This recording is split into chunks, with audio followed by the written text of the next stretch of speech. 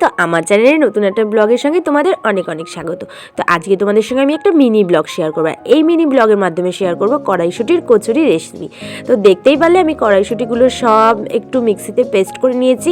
তো একটু গোটা গোটা আছে, সেটা পরে ভালো করে কড়াইয়ে মেল্ট করে নিলেই হয়ে যাবে। তো দেখো আমি কড়াইয়ে সাদা তেল দিয়েছি, এবার দিয়ে দিলাম যে পেস্টটা করে রেখেছিলাম কড়াইশুঁটির, তো সেটাই দিয়ে দিলাম। এবার এটা কিন্তু কড়াইয়ে ভালো করে এবার নেড়ে ছেড়ে এটাকে, এর জলটা যে আছে বা এর যে কাঁচা গন্ধটা সেটাকে একদম যতক্ষণ না কুক হচ্ছে ঠিক করে ততক্ষণ করতে হবে। তো দেখো আমি ধনের গুঁড়ো আর এদিকে একটু লঙ্কা, নুন আর তার সঙ্গে একটু চিনি অ্যাড করলাম স্বাদটা ব্যালেন্স করার জন্য। দেখো আমি এবার টেক্সচারটা ঠিকঠাক করার জন্য একটু ছাতুও অ্যাড করে দিলাম।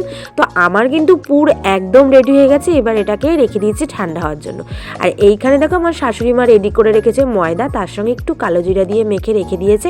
আর কালো জিরা দিয়ে ময়দা মাখলে না একটা সুন্দর ফ্লেভার আসে। তো দেখো আমি এবার গোল গোল লেচি কেটে নিয়ে মাঝখানে একটু বাটির মতন করে নিয়ে পুরটাকে ভেতরে দিয়ে দেবো।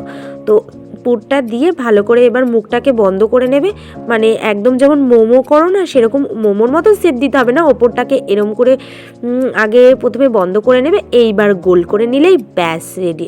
গোলটা কিন্তু খুব সুন্দর করে করতে হবে, নয়তো বেলার সময় খুবই অসুবিধা হবে। তো এরকমভাবেই আমি এক এক করে সবকটা লেচি করে নেবো।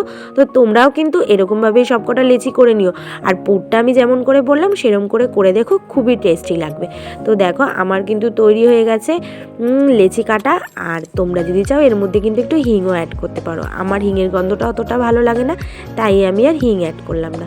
তো দেখো আমার কিন্তু হয়ে গেছে গোল গোল লেচি করা। এবার এরম করেই সবকটা করে নিয়ে আমি ওইদিকে চলে যাব আলুর দম করতে। আমি এখানে তোমাদের সঙ্গে আলুর দমের আজকে পুরো রেসিপি শেয়ার করব না, তো কিছুটা তোমাদের সঙ্গে শেয়ার করব। তো চলো দেখা যাক আমি আলুর দমটা কি করে করি। তো দেখো কড়াইয়ে তেল দিয়ে দিয়েছি, তারপরে আমি এখানে গোটা গোটা যে আলুগুলো, মানে নতুন আলু এগুলো, তো আলুর দমের মানে এরকম ছোট ছোট আলুর দম খেতে না খুব ভালো লাগে। তো দেখো আমি আলুগুলোকে আগে প্রেসারে সেদ্ধ করে নিয়েছিলাম। এবার সেদ্ধ আলুকে নুন হলুদ দিয়ে হালকা একটু ভেজে নেব। তো ভেজে নিলে না কালারটা বেশ সুন্দর আসে। তো দেখো এবার আমি ফোড়নে দিয়ে দিলাম তেজপাতা আর শুকনো লঙ্কা।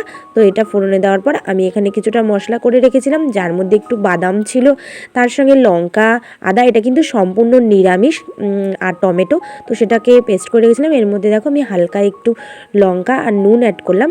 এবার কি আলুগুলো তো সেদ্ধই আছে, তাই অল্প একটু জল দিয়ে নেড়ে নিলাম। তো দেখো ওইদিকে কিন্তু আলুর দম আমাদের রেডি হয়ে গেছে। আর আমি চলে এসেছি এখন কচুরি করতে। তো আমি না কচুরি খুব একটা বেলতে পারি না, মানে আমি লুচিটা বেলতে পারি না, রুটিটা তাও আমি অনেকক্ষণ ধরে বেলে নিতে পারবো।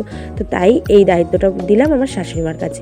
তো প্রথমে আমাকে শাশুড়িমা শিখিয়ে দিচ্ছিল। তো দেখো একে একে লুচিগুলোকে এরম করে বেলে কড়াই দিয়ে দিতে হবে। সরি, লুচি না, এগুলো কচুরি। তো কি সুন্দর গোল গোল ফুলেছে দেখতে পাচ্ছ। আমি তো ভাবছিলাম হয়তো ফুলবে না, তো দেখলাম যে সব কটা না খুব সুন্দর ফুলেছে। আর দেখতে এত ভালো লাগছিল, আমার তো মানে দারুণ দেখতে লাগছিল। আর আমি সব কটা ভেজেছি আর মা সব বেলে দিয়েছে। তো দেখো আমার কিন্তু কচুরি সব হয়ে গেছে। এবার আমি এগুলোকে সার্ভ করে দেবো। তো এটা সবার প্রথমে দিচ্ছি মিস্টার মল্লিককে, তো ও খেয়ে বলুক কেমন হয়েছে। তো দেখো আমি কিন্তু আলুর দমের সঙ্গে এটা সার্ভ করেছি। আর দেখতে দেখেছো কত সুন্দর লাগছে, একদম লোভনীয়। আর কচুরি আর আলুর দম কম্বিনেশন তো দারুণ। শীত তো শেষের দিকে, তাই ভাবলাম যে শীতের কড়াইশুঁটির কচুরি করবো না, তাই লাস্টের দিকে ভাবলাম করেই নিই। তো দেখো মিস্টার মল্লিককে আমি দিয়ে দিয়েছি, ও তোমাদের ভালো করে দেখিয়ে দেবে জিনিসটা কতটা সফট হয়েছে। তো দেখো কতটা সফট হয়েছে, আর একদম পাতলা, কি সুন্দর দেখতেও লাগছে।